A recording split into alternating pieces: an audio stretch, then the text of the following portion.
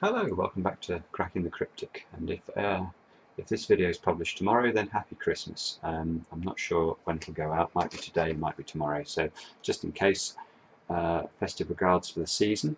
Now, what do I want to talk about today? Well, this puzzle was sent in to us to take a look at, and interestingly enough, I don't think it's actually that difficult.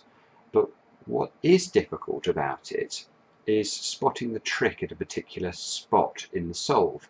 And interestingly enough, if you've been following our video series since the beginning, you'll know we're big fans of so-called, well, we term it Snyder technique. And Snyder technique relies upon, in 3x3 blocks, if a number can only go into two positions exactly, like these twos here, then we make little pencil marks. And this is an incredibly efficient way of notating a Sudoku. What I absolutely abhor is when people sort of put in every possibility into boxes like this. This gives you the opportunity of missing so much of the lovely logic in a Sudoku puzzle that you should never, in my opinion, you should almost never do it. I was about to say never do it. You should never, certainly should never start with it. If you're getting towards the end game of a very difficult puzzle, then by all means you could resort to that. But in the early stages, just use this notation. But sometimes this notation won't give you enough information to spot what you need to spot to tackle a puzzle. And I'm not talking here about anything complicated. We're not talking about X-wings, swordfishes, anything like that.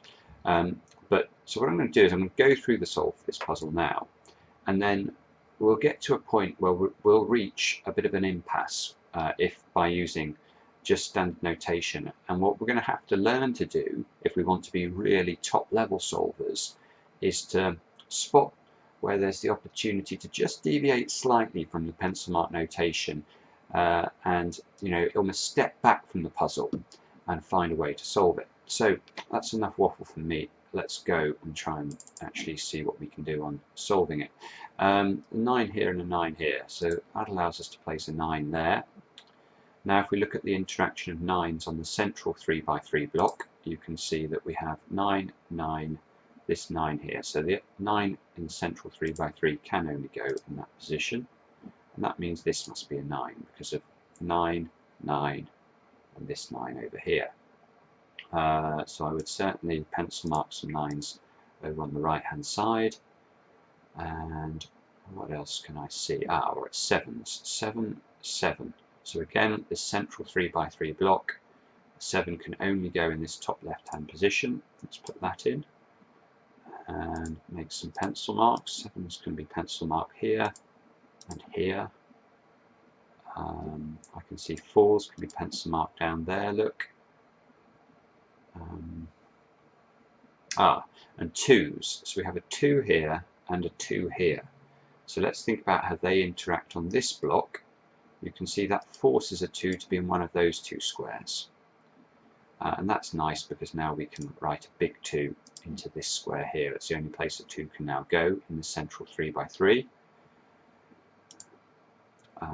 We can pencil mark 2s over on that side. 7. Okay, now I just want to do a reasonable job of making sure I'm picking up all the pencil marks here. So 5s, can't do anything with 5s down here. We're missing 4, 5 and 8 in column 7. I guess I can pencil mark 8s there. Can't do anything with 4s and 5s. Similarly, we're missing 1, 4 and 9 from these 3 cells, and that allows me to pencil mark 9s into those two squares. This 3 allows me to pencil mark 3s there, look. Still can't do anything with that. And you can see we're starting to run out of ideas now, so I can pencil mark some 4s. I don't want to undersell the method by missing some critical step that we could have used. 4's up there as well, look. So 4's forced into, well, we knew that already, 4's forced into one of these 3 squares. Okay, so I'm not seeing anything.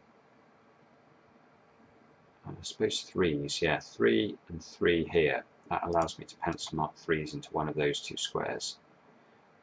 But forgive me if I'm missing a trick here. I'm not seeing any obvious way of making progress using pencil marks at this stage. Ones, I guess. There is something there. One's there.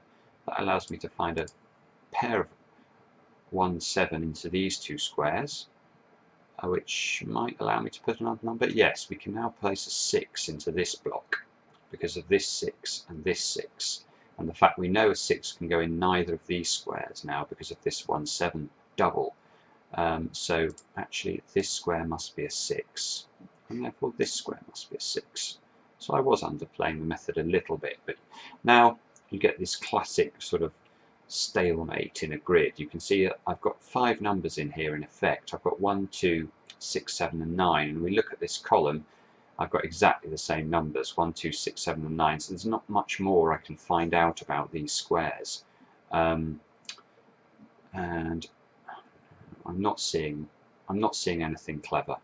So this is the point where we should pause the video and see whether you can spot something clever that we can do at this stage that might not rely on the pencil marks we found. I can tell you there is absolutely a way of making very quick progress from here. It's not terribly complicated, and if you're spotting it, you're well on your way to being, I would say, almost an international level solver. This is the sort of thing that a world champion would spot almost immediately. For mere mortals, it might take 30 seconds, a minute. So test yourself, have a look at this grid and see if you can spot anything interesting about it. And the reason it's difficult is because we actually need to focus on two squares where we have nothing entered at all in the grid. And we also need to concentrate, actually it's a row this time that we need to concentrate on, where there are very few given numbers. But the thing I think that gives us a clue about which row it is, believe it or not, is this number 7 and this number 9. And let's think about how they interact with row 9 of the grid. So you might be able to see that because we have 6, 8 and 1 given, this 7 and 9 heavily restricts these two squares. Well, in effect it gives us 5 numbers in the row for these two squares, and that might get you thinking along the right lines. Because what we need to appreciate is that if we actually look now at column 6 and column 7, we have in both column 6 and column 7 4 numbers that are not yet given in row 9. So we've got 6, 8 and 1 here, and we have 2, 3, 7 and 9 in column 6, 2, 3, 7, 9 in column 7. So that means there are only 2 possible numbers that can go into these two squares. Numbers 4 and 5, which haven't appeared, because effectively we've ruled out 7 of the 9 options for these two squares. And look at what this does to the puzzle. If you can spot this 4, 5 quickly, the whole puzzle just completely collapses.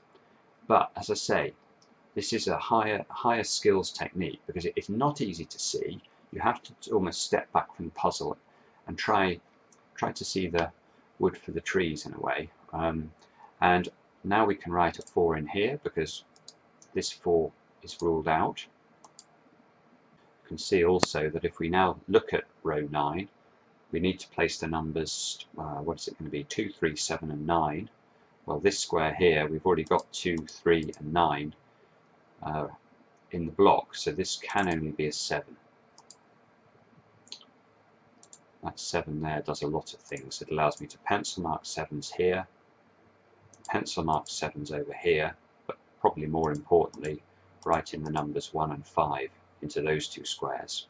And now look what happens. We now have 5s here, 5s here, so that we know there's a 5 in one of these two squares, and we have a 5 here.